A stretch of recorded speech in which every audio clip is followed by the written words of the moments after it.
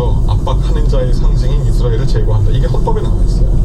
그러니까 이스라엘을 명시하진 않았어요. 그러나 압박하는 자, 압박받는 자로 나눠서 혁명을 수출하고 그리고 이거를 이제 무장력을 통해서 상황을 바꾸려고 하는 거거든요.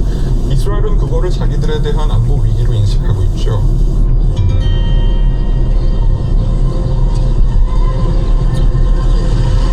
그러나 지난해 6월까지 이스라엘과 이란은 서로를 직접적으로 공격한 적은 없었다. 이른바 그림자 전쟁. 이스라엘과 이란이 직접 전투를 하지는 않지만 대리 세력들을 내세워 전쟁을 하는 것이다.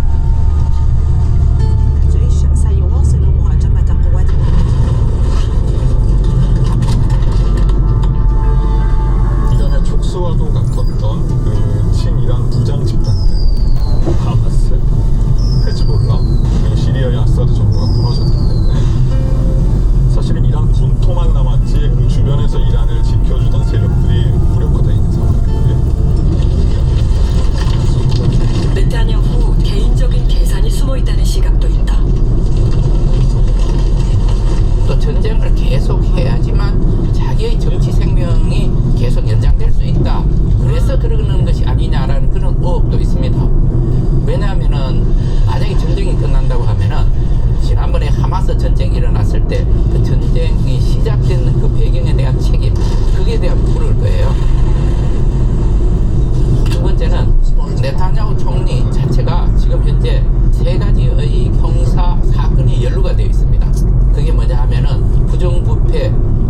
관련된 것은 수레죄, 뭐 이렇게 배임죄 이런 여러 가지가 있습니다.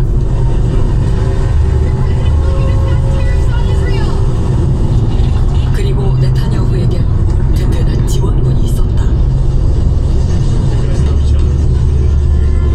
אנחנו מביאים להערכה הזאת גם את סיועה של ארצות הברית, את ידידי, נשיא ארצות הברית דונלד טראמפ, את צבא ארצות הברית. 기본적으로 트럼프 대통령과 네타냐후 총리 간에는 케미스트리가 아주 좋습니다. 그래서 지금 이스라엘도 트럼프 대통령이 있을 때 우리가 이런 합동작전이 가능하고 그래서 좋은 기회이기 때문에 이번 기회를 100% 활용을 해야 된다라고 생각하고 있는 것 같습니다. 지난해 6월 핵개발 저지를 명분으로 트럼프와 함께 이란을 공격했던 네타냐후. 이번 전쟁의 핵심 기획자이자 미국을 원치 않는 전쟁으로 끌어들인 당사자는 바로 네타냐후라는 비판이 미국 내에서 나오고 있다. 미국 국가대테러센터의 수장은 이란의 위협이 임박했다는 징후가 없었고 전쟁은 이스라엘의 로비로 시작됐다고 주장했다. 그러면서 이 전쟁을 지지할 수 없다며 사퇴했다. That takes away the argument that there was an imminent threat, as in Iran was planning to attack us immediately. That just simply did not exist.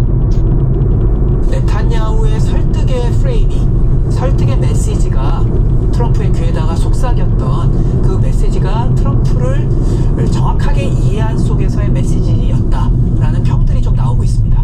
Thank you, President Trump, for that. 다만 네타냐후는 이란의 역사상 가장 이 체제가 무너지기 좋은 조건이다. 이 기회를 놓치면 앞으로 이 임기 중에 남은 3년간 절대로 오지 않는 기회다. 이 기회를 놓치면 안 된다. 라고 설득했을 겁니다. 돈 드는 큰 전쟁은 안 하겠다던 트럼프. 왜 스스로의 발언을 뒤집는 선택을 한 걸까?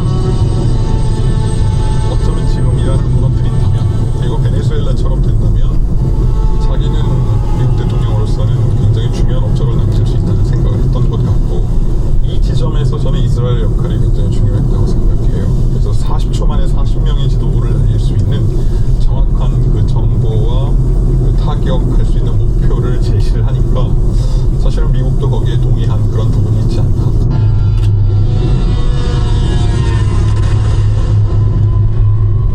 하지만 전개는 두 사람의 계산을 벗어나고 있었다. 이란이 호르무즈 해협 인근을 넘어 걸프국 전반으로 전선을 넓히며 미국과 이스라엘이 간과한 전략을 펼친 것이다.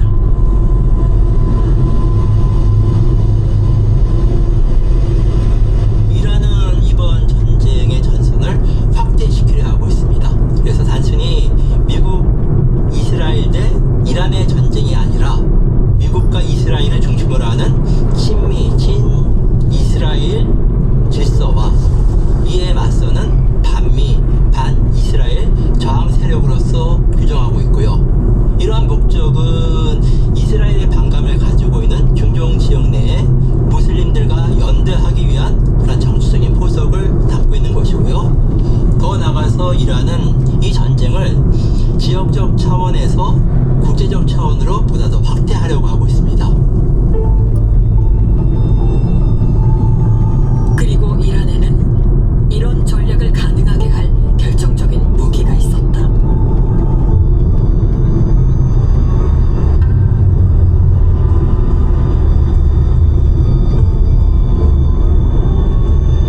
적막감이 감도는 바다. 이란과 오만 사이에 위치한 좁은 해협이다. 전쟁이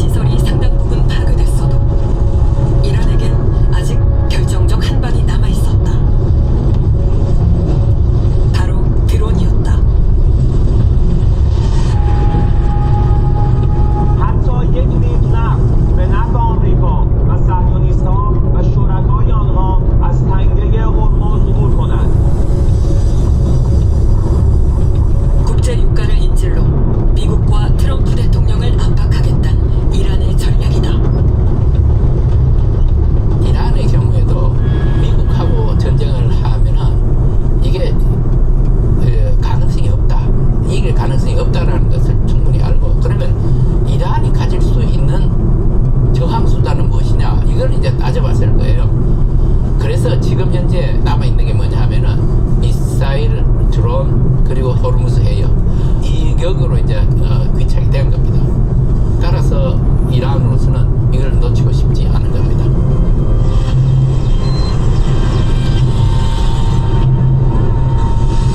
이란의 노림수는 통했다. 미국을 비롯한 전 세계 주유소에 긴 줄이 늘어섰다. I just noticed it is going up. It is going up, definitely. That means that I'm going to have to, pay more. So, I'm paying more on gas money. So definitely, I'm going to be making less money. 전쟁 직전 $70 수준으로 안정세를 보였던 국제 유가는 해역 봉쇄 이후 배럴당 $166까지 치솟기도 했다. It's 60 cents. AAA is 60 cents now. Gasoline at the pump, that's a big chunk. We started at $2. So that's a lot. That's going to be a quick pass through. 물가 상승은 오는 11월 중간 선거를 앞둔 트럼프에게 정치적 아킬레스건이다. It's not just oil prices and it's not just petrol prices. The waterway is key for a whole host of products and also oil used in other industries. So we can expect people to pay more for their petrol, more for their food, more for almost any good you can think of. 전반적인 물가가 높아지게 된다고 한다면 이것은 결국은 높아진 물가로 인해서 소비 여력이 줄어들고 소비를 줄일 수밖에 없는 가계에도 영향을 미치고 수익성이 악화된 기업들의 투자에도 영향을 미치고 그것은 결국은 전반적으로 경제 성장률이 둔화되는 Focused on keeping energy and 트럼프 대통령은 짐짓 태연한 듯 상황 관리에 나섰다. well, we're looking to keep the oil prices down. We went artificially up because of this excursion into a very positive thing. I mean, this was an excursion that a lot of people wouldn't have done.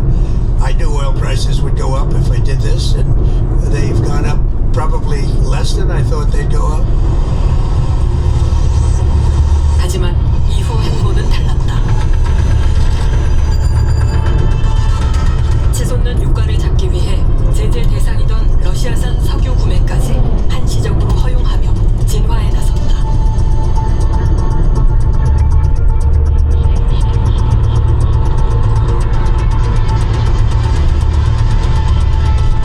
러시아는 즉각 환영했다.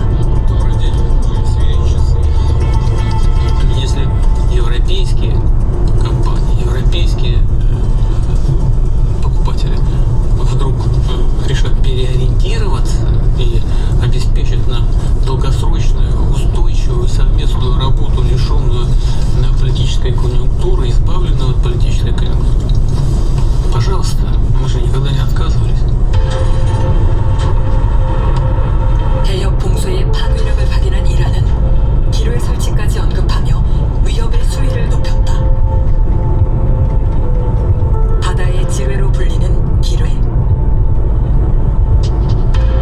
한 번 설치하고 나면 탐지나 제거가 어려워 더욱 치명적일 수밖에 없다. 이란 입장에서는 마지막 중요한 이제 말하자면 전 세계를 상대로 인질극을 할 수 있는 이제 마지막 레버리지죠. 미국은 이에 맞서 이란 최대의 원유 수출 터미널인 하르그 섬을 공격했다. 또 가스전 등 에너지 설비를 폭격하며 공세 수위를 높이고 있다. 미국 입장에서 사실은 마땅한 해법이 없죠. 상선 단 하나만, 큰 거대한 유조선 단 하나가 우연히도 폭파된다면, 혹은 미국의 구축함 하나가 단 하나라도 그것이 폭파된다면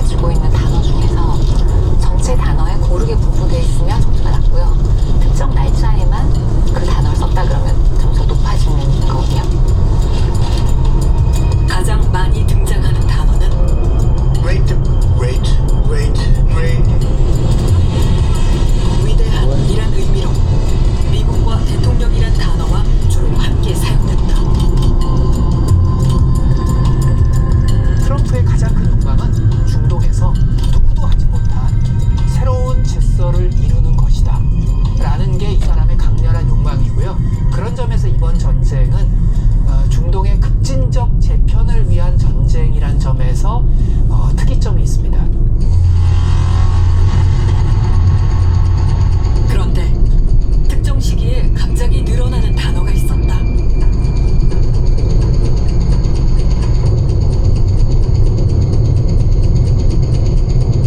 바로 핵이다. Nuclear, nuclear, nuclear, nuclear. 지난해 6월과 이달 집중적으로 등장하는데 미국과 이스라엘이 벌인 첫 대규모 공습, 이른바 12일 전쟁과 이번 공습의 시점이 겹친다.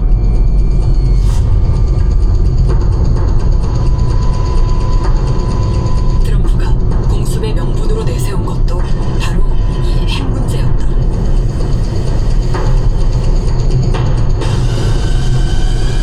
흥미로운 점은 이란의 핵 위협을 언급한 빈도는 지난해 공습 때가 더 많았다는 사실이다.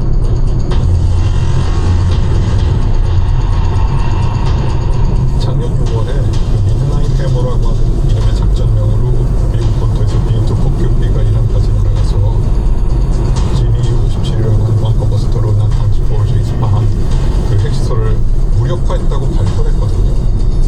그거는 여전히 백악관의 홈페이지에 게시되어 있는 걸로 제가 알고 있어요. 그러면 좀 논리가 이상해지잖아요. 왜냐면 작년에 이미 무력화했다고 했는데 1년 사이에 다시 위험해진 건가? 이런 논리 모순도 좀 있고 그러니까 지금 핵은 잘 드러내진 않아요. 반면 이번 전쟁 이후 부쩍 빈도가 늘어난 단어가 있다. Oil, the oil, the oil, the oil. 바로 석유다. 공습 초기엔 석유에 대한 언급이 전혀 없었다. 호르무즈 해협 상선 비교, 이란 정유시설 폭격 등으로 유가가 뛰는 시점마다 관련 발언도 뚜렷하게 늘어난다.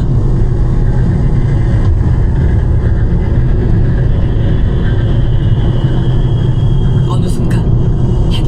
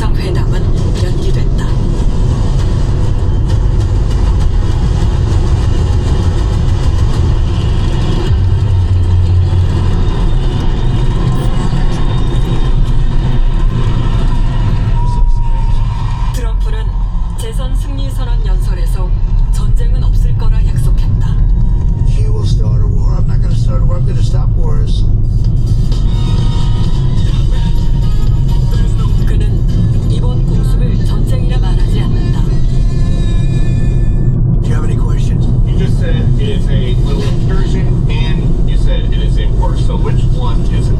Well, it's both. It's both. It's an excursion that will keep us out of a war, and the war is going to be. And for them, it's a war. 미국엔 전쟁이 아닌 작전이지만 그들 이란에겐 전쟁일 거란 이중적 사고다.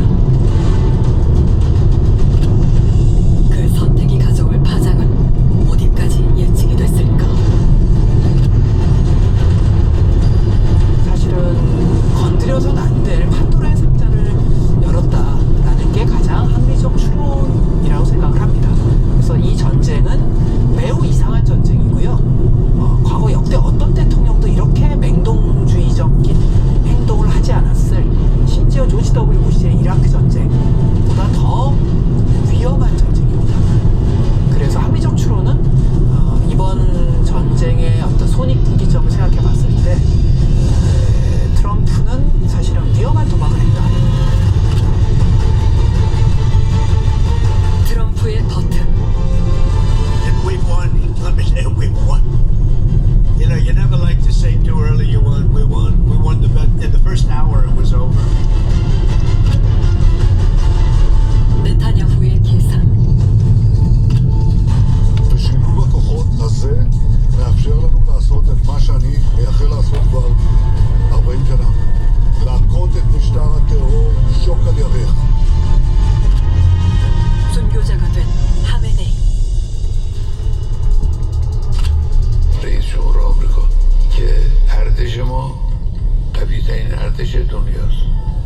قوی ترین ارتش دنیا ممکنه اونچنان گاهی سیلی بخوره که از جا نتوانه